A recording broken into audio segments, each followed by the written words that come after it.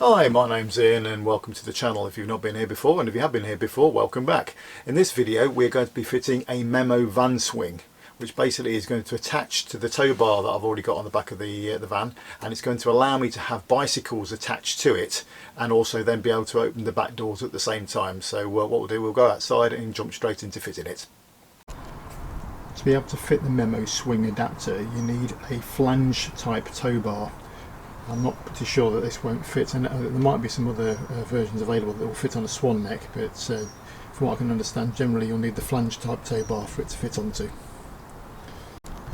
The reason for wanting to fit the swing adapter is that with my current cycle carrier setup, I cannot open the back door on the right hand side, and should we be parked up somewhere with the bike still on there and we needed to escape the van very quickly, there is no way that I can possibly get out of the van with this bike carrier on. As you can see, the door will just bash straight into it, it won't go any further,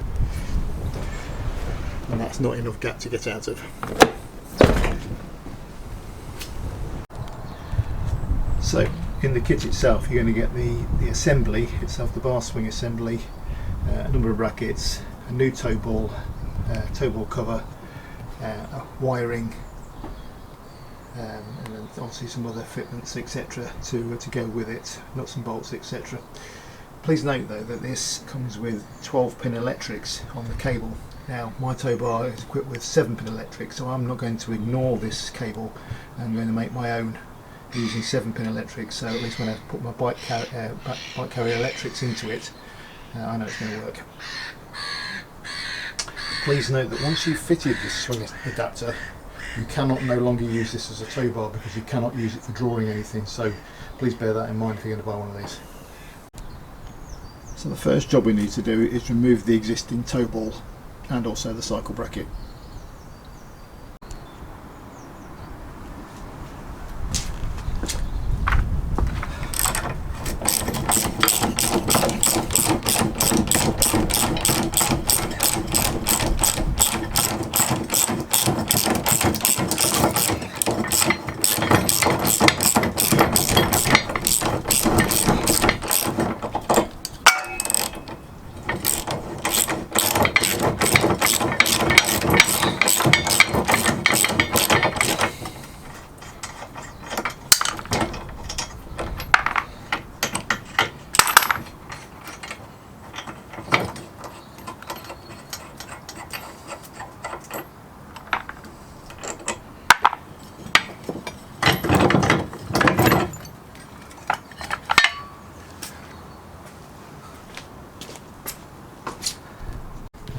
After removing the existing tow ball on my existing bike carrier, you then need to take this plastic cover off of the bumper. This requires a T30 Torx bit to undo these bolts down here. There's also a bolt at each end to undo as well. I'm not quite sure how clear that is on the camera, but it's just there. There's one at either end.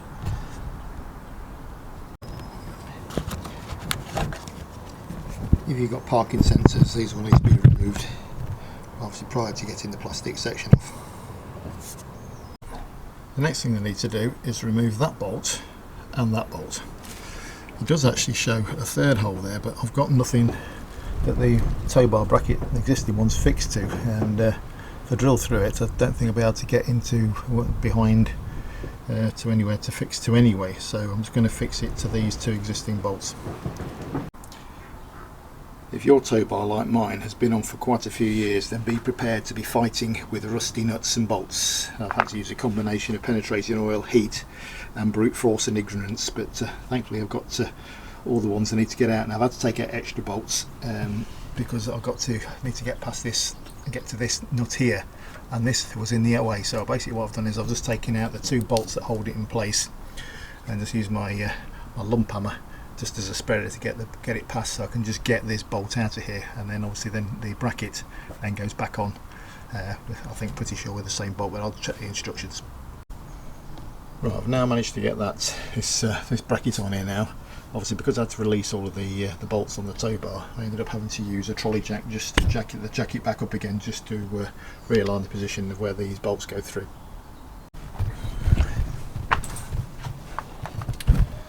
Next thing we've got to do is now fit this bracket onto there using the nuts and bolts provided. There's also a long bolt that's got to go through that hole that you can just sort of see down here. That goes through and out the other side of it. But basically you don't tighten this up because it needs to be adjusted at some point to match up with this bracket that's hanging down here. Please note that this bracket here has to be drilled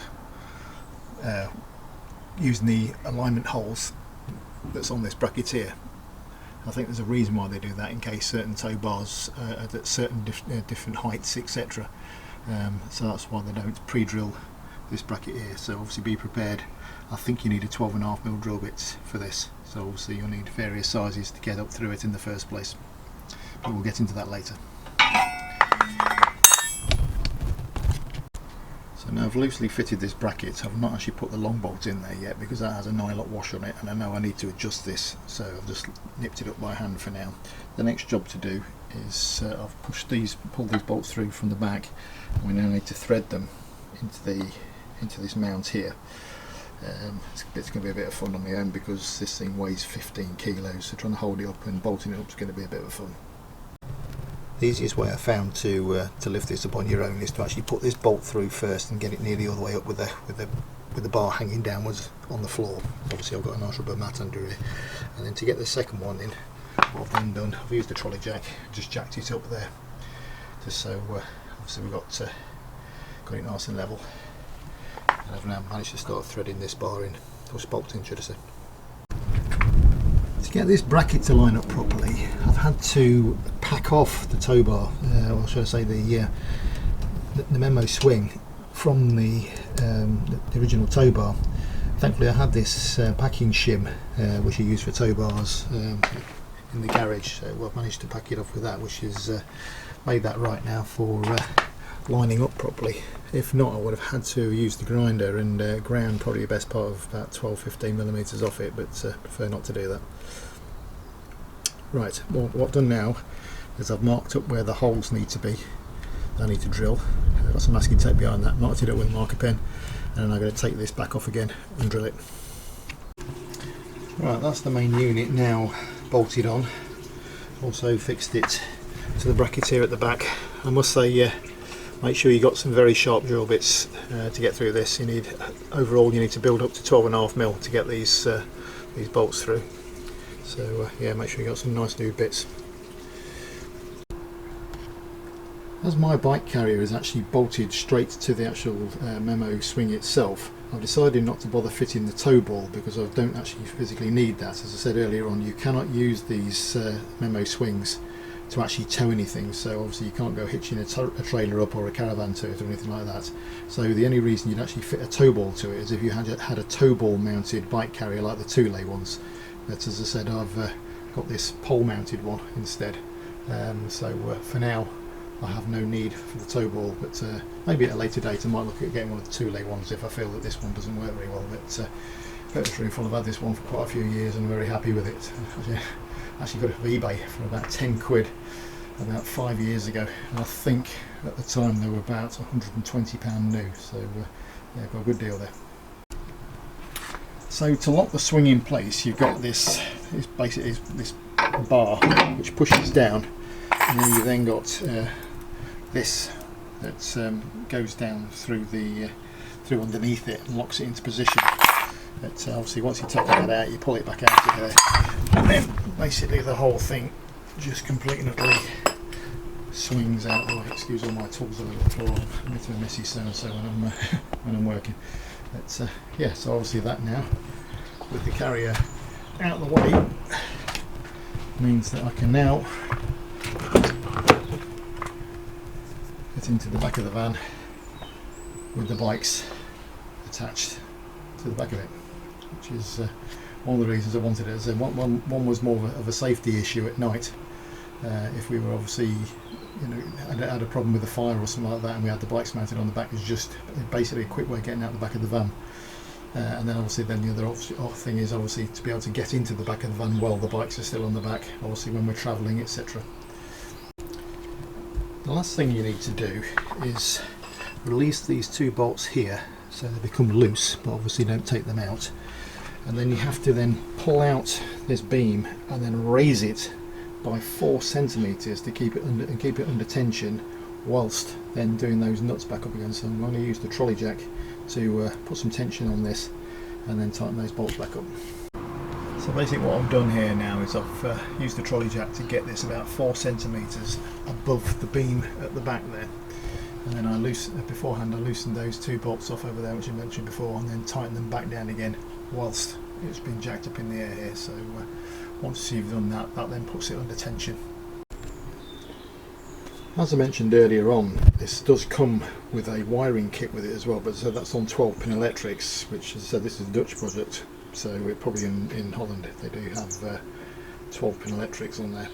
But my plan is at the moment that I'm not going to fit anything else on there, because the light board that I use with my cycle carrier potentially will just plug straight into the 7-pin socket down there, and then obviously when I come to site I can pull this pin out here, so obviously a little swing, and I can also just release the electrics off it.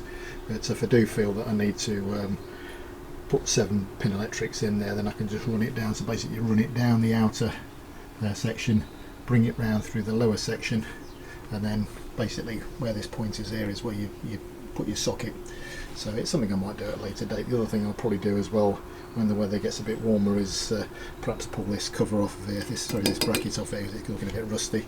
Also notice there's some other parts of the tow bar which are looking a bit scabby as well. So again, as I said, once the warm weather comes, then be a case of giving that a bit of a rub down and giving it a coat of Hammerite. But as far as now is concerned, that is it, job done. Right, so we managed to get the Memo van swing fitted to the van. I have got 1 or 2 extra bits and bobs I need to do with it, because once the bicycles are attached to the back of the van, obviously once I swing that door open, it's quite likely that the door is going to smash straight into one of the pedals of one of the bikes there. So I need to come up with some ingenious idea to stop that from happening. It may be just a case of just fixing some rubber to the actual back door itself, so that when that opens, it just the rubber hits the pedal. Or I might make some sort of a rod system that fits to the actual bar of the cycle carrier that I've got. But that's something to look at for another day, and I might do a part 2 video on this.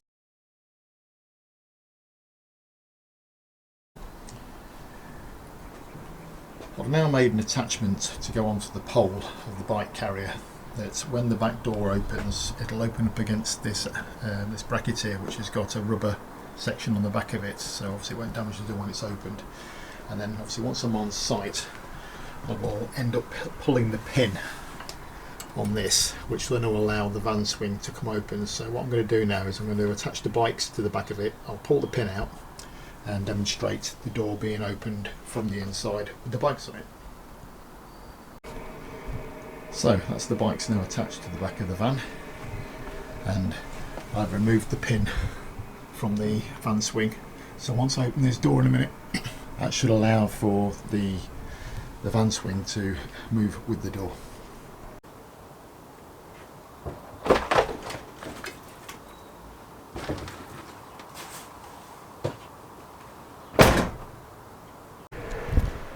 So that's the bikes now pushed back after opening the back door, so that's fine now for what I'm after.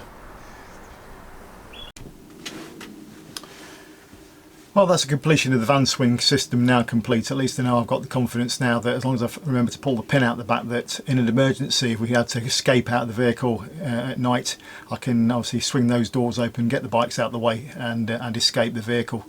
And obviously then for normal use as well, I can obviously get the door open to be able to access anything I need to without having to take the bikes off the back. These van swing systems, for anyone who's interested, they are available for the Fiat Ducato, Citroen Relay, Peugeot Boxer, and also Volkswagen T5 and T6, Renault Master, I'm not sure what model that would be, and also the Ford Transit Custom they're available for as well. But I mean, you could go on to Memo Europe and find out if there is any availability for any other van out there. Now, cost wise, it was £560 for the van swing system. That was obviously for me to buy it and install it myself. I did actually contact a place, I think it was in Bristol, that would actually install it for me, including VAT, and they've also got some overnight hookup there as well, so that you could actually drive down the night before and park up there. They wanted £850 installed, so I'm a bit of a miser me, so I decided to buy it and have a go at fitting it myself. As I said, it took me about 5 hours all in, but most of that time was actually spent trying to get the nuts off the tow bar, well, the nuts and bolts off the original tow bar, because I said you have to take them off on the right hand side to then get a bracket on there, which they then give you new nuts and bolts to fit it. But yeah, that's the end of the Van Swing series. Hope you enjoyed that. If you've got any questions, please don't hesitate to ask. Please like and subscribe, and I'll see you again in the next one. Cheers.